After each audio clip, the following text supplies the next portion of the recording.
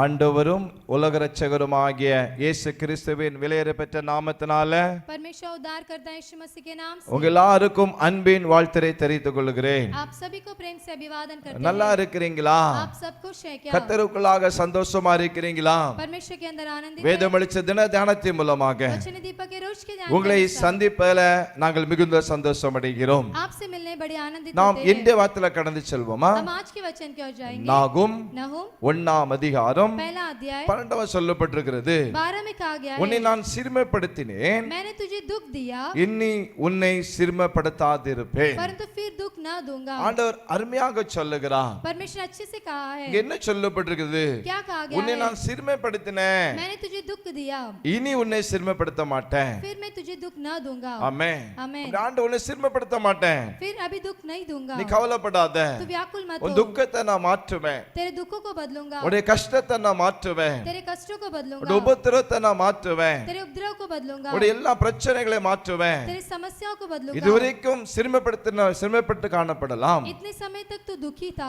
ஆனால் இனி पर इसके உன்னை बाद நான் சிறுமைப்படுத்த மாட்டேன் என்று मैं சொல்லி तुझे दुख न दूंगा. ஆண்டவர் करके வாக்கு கொடுக்கிறார். परमेश्वर ने प्रतिज्ञा दिया है. கலங்காதிருங்கள், व्याकुल मत உங்களை होइए. சந்தோஷப்படுத்துவா, आपको आनंदित உங்களை करेगा. ஆசீர்வதிப்பா, आपको आशीष உங்களை करेगा. சிறுமைப்படுத்தாதபடிக்கு आपको दुख न देते உங்க हुए எல்லா துக்கங்களையும் आपके सभी दुखों को சந்தோஷமாக மாற்றி आनंद में बदलकर உங்களை நிமிர பண்ணுவா. आपको ऊंचा करेगा. இந்த வார்த்தை விசுவாசிங்க. इस वचन पर विश्वास உங்களை कीजिए. சிறுமைப்படுத்தாதிருப்பேன் ஆண்டவர் சொல்ல இருக்கிறார். आपको दुखी नहीं करूंगा करके परमेश्वर कहता உங்கள் है. எல்லா துக்கங்களையும் आपके सभी दुखों को சந்தோஷம் மாற்றி आनंद में உங்களை बदलकर ஆசீர்வதிப்பார். आपको आशीष நாம் करेगा. செபிக்கலாமா? हम प्रार्थना करेंगे. நல்ல பிதாவே, நன்றி செலுத்துகிறோம். प्यारे पिता, आपको धन्यवाद உடைய करते हैं. பிள்ளைகளுக்காக செபிக்கிறேன். आपके बच्चों के लिए प्रार्थना करते இதுவரைக்கும் हैं. துக்கம் இருந்திருக்கலாம், अब तक दुख रहा होगा, சிறுமைப்பட்டு கொண்டு இருக்கலாம், दुखित रहे ஆனா होंगे, இந்த வார்த்தையின்படியாக पर इस वचन के நீங்க अनुसार சொல்லி இருக்கிறீங்க, आपने कहा இனி है, உன்னை சிறுமைப்படுத்த மாட்டேன். फिर मैं तुझे दुखी न இந்த रखूंगा. வார்த்தை உண்மையான வார்த்தை, ये वचन सच्चा है, ஜீவனுள்ள வார்த்தை, जीवित वचन உங்களுடைய है, வாழ்க்கையில் நிறைவேற்றும். जीवन में पूरा कीजिए. ஜெபத்தை எடுத்ததுக்காக ஸ்தோத்திரம். प्रार्थना सुने धन्यवाद. இயேசு மூலம் ஜெபங்களும் நல்ல பிதாவே, यीशु के नाम से मांगते हैं अच्छे पिता. ஆமென். आमेन.